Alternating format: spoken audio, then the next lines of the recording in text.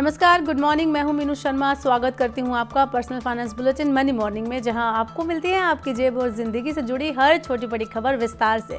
तो चलिए देर किस बात की, फटाफट शुरू करते हैं आज का खबरों का सिलसिला।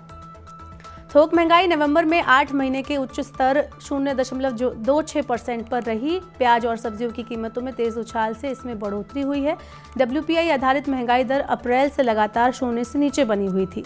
अक्टूबर में ये 0 से 0.52% नीचे थी। बार्कलेज रिसर्च के अनुसार थोक खाद्य कीमतों में बढ़ोतरी खुदरा कीमतों की तुलना में ज्यादा रही। अगर दिसंबर में सब्जियों की आपूर्ति नहीं बढ़ी तो आगे खुदरा खाद्य कीमतों में बढ़ोतरी हो सकती है। साइबर धोखाधड़ी को रोकने के लिए सरकार ने हाल ही में संचार साथी पोर्टल को लॉन्च किया है। ये पोर्टल नागरिकों को उनके नाम पर जारी मोबाइल कनेक्शन के बारे में जानकारी उपलब्ध कराता है। अब तक संचार साथी पोर्टल की मदद से फर्जी और नकली दस्तावेजों के आधार पर जारी हुए 55.52 लाख मोबाइल कनेक्शन बंद किए गए हैं। इसके साथ ही 1.32 लाख ऐसे मोबाइल हैंडसेट्स को ब्लॉक किया गया है जिनका इस्तेमाल साइबर क्राइम और वित्तीय धोखाधड़ी में किया गया था। नागरिकों द्वारा संदिग्ध मोबाइल कनेक्शन की सूचना देने पर 13.42 लाख मोबाइल कनेक्शंस को डिस्कनेक्ट किया गया है। भारतीय जीवन बीमा निगम यानी LIC ने अपने पॉलिसी होल्डर्स को लाभ पहुंचाने के लिए IDFC फर्स्ट बैंक और मास्टर कार्ड के साथ मिलकर एक एक्सक्लूसिव को ब्रांडेड क्रेडिट कार्ड लॉन्च किया है। इस कार्ड के लिए यूजर्स को ना तो कोई ज्वाइनिंग फीस देनी होगी और ना ही एनुअल फीस का भुगतान करना होगा। इस कार्ड पर इंटरेस्ट रेट की शुरुआत भी 9% से होगी। LIC पॉलिसी होल्डर्स को इस को ब्रांडेड क्रेडिट कार्ड से बीमा प्रीमियम का भुगतान करने पर रिवॉर्ड पॉइंट भी दिए जाएंगे। इस कार्ड पर यूजर्स को 50,000 रुपए का लॉस लायबिलिटी और 5 लाख रुपए का पर्सनल एक्सीडेंट कवर भी मिलेगा। कार्ड होल्डर्स को अपने रिवॉर्ड पॉइंट्स का इस्तेमाल ऑनलाइन खरीदारी और भविष्य के LIC प्रीमियम में भी किया जा सकेगा। अब सभी बीमा ग्राहकों के लिए एक अच्छी खबर है। अब समय से पहले पॉलिसी सरेंडर करने पर पॉलिसी होल्डर को कम नुकसान होगा। IRDAI ने नॉन पार्टिसिपेटिंग प्रोडक्ट के लिए ऊंची सरेंडर वैल्यू का प्रस्ताव रखा है। गारंटीड सरेंडर वैल्यू या स्पेशल सरेंडर वैल्यू दोनों में से जो ज़्यादा होगा वही पॉलिसी होल्डर को दिया जाएगा। इससे पॉलिसी होल्डर्स की सरेंडर वैल्यू में बढ़ोतरी होगी। नॉन पार्टिसिपेटिंग प्रोडक्ट का मतलब ऐसी पॉलिसी से है जिस पर पॉलिसी होल्डर को कंपनी के प्रॉफिट का शेयर नहीं मिलता है। इससे उन्हें सालाना डिविडेंड का फायदा भी नहीं मिलता है।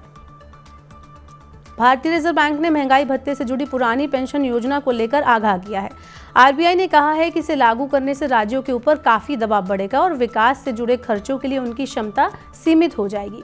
राजस्थान, छत्तीसगढ़, झारखंड, पंजाब और हिमाचल प्रदेश की सरकारों ने अपने यहाँ पुरानी पेंशन को लागू किया है। केंद्रीय बैंक ने कहा है कि कुछ राज्यों में पुरानी पेंशन योजना को लागू करना और कुछ अन्य राज्यों में भी इसी दिशा में आगे बढ़ने से राज्य की वित्तीय स्थिति पर भारी बोझ पड़ेगा और आर्थिक वृद्धि को गति देने वाले खर्च करने की उनकी क्षमता सीमित हो जाएगी। लंबे समय से सुस्त पड़ी टू व्हीलर्स की बिक्री को रफ्तार देने के लिए ऑटो कंपनियों ने अपने कई मॉडल्स की सेल पर बड़े डिस्काउंट की घोषणा की है। कुछ कंपनियां अपने वाहनों पर 50,000 रुपये तक का डिस्काउंट दे रही हैं। जापानी कंपनी कावासाकी की वुल्कैन S पर 50,000 रुपये और निंजा 650 पर 30,000 रुपये का डिस्काउंट दिया जा रहा है। इसके अलावा इलेक्ट्रिक कंपनी एथर एनर्जी भी 24,000 रुपये का डिस्काउंट दे रही है। ओक ने भी 20,000 के डिस्काउंट की घोषणा की है। इलेक्ट्रिक वाहनों के इंपोर्ट पर लगने वाले टैक्स में कटौती करने की सरकार की कोई योजना नहीं है। इसका मतलब ये है कि आने वाले दिनों में EV की कीमतों में कोई कमी नहीं होगी।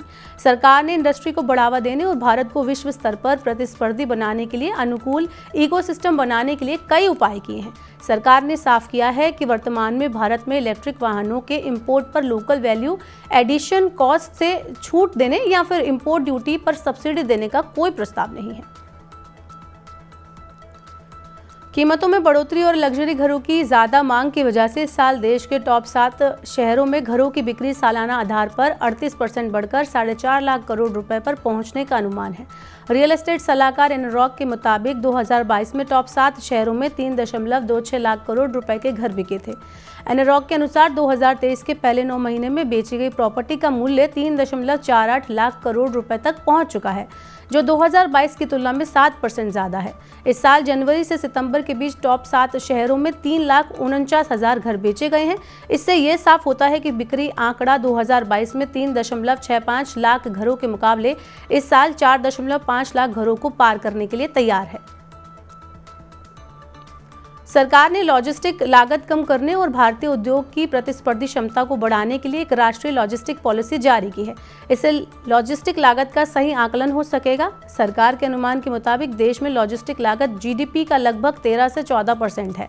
National council of applied economic research ने बताया है कि वित्त वर्ष 2021-22 में भारत की लॉजिस्टिक लागत जीडीपी के मुकाबले 7.8 से 8.9% के बीच थी। भारत में ई कॉमर्स बाजार 2028 तक 13 लाख करोड़ रुपए से ज्यादा को पार कर सकता है। बेन एंड कंपनी ने फ्लिपकार्ट के साथ मिलकर तैयार की गई एक रिपोर्ट में कहा है कि 2023 में ई कॉमर्स बाजार लगभग 4.75 लाख करोड़ रुपए से 5 लाख करोड़ रुपए के बीच है।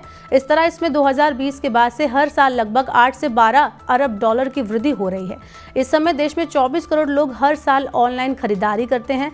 सस्ते इंटरनेट, बेहतर लॉजिस्टिक, फिनटेक इंफ्रास्ट्रक्चर और मजबूत डिजिटल उपभोक्ता इकोसिस्टम के चलते भारत के ई कॉमर्स उद्योग की बुनियाद मजबूत हो रही है। अयोध्या में बन रहा पुरुषोत्तम श्री राम अंतर्राष्ट्रीय हवाई अड्डा इस महीने के अंत तक बनकर तैयार हो जाएगा। प्रधानमंत्री नरेंद्र मोदी इसका उद्घाटन करेंगे। इंडिगो अयोध्या हवाई अड्डे से विमान का परिचालन करने वाली पहली एयरलाइन कंपनी होगी। दिल्ली से उद्घाटन उड़ान 30 दिसंबर 2023 को अयोध्या पहुंचेगी। इसके बाद 6 जनवरी 2024 से दिल्ली और अयोध्या के बीच सीधी उड़ान के लिए कमर्शियल ऑपरेशन शुरू होगा। 11 जनवरी 2024 से अहमदाबाद और अयोध्या के बीच सप्ताह में 3 दिन उड़ानों का परिचालन होगा। तो आज के मनी मॉर्निंग के बुलेटिन में बस इतना ही। अपने काम की जरूरी खबरें देखने और समझने के लिए सब्सक्राइब करें हमारे YouTube चैनल को। वहीं पर्सनल फाइनेंस से जुड़ी खबरों को आप पढ़ना चाहते हैं तो हमारी वेबसाइट www.money9.com पर विजिट करें। यहाँ पर 7 अलग-अलग भाषाओं में आपको पढ़ने को मिलेगी पर्सनल फाइनेंस से जुड़ी सभी खबरें। वहीं खास कार्यक्रम देखना चाहते हैं तो मनी 9 के ऐप को जरूर डाउनलोड कर लें। फिलहाल के लिए इतना ही। बने रहिए मनी 9 के साथ। नमस्कार।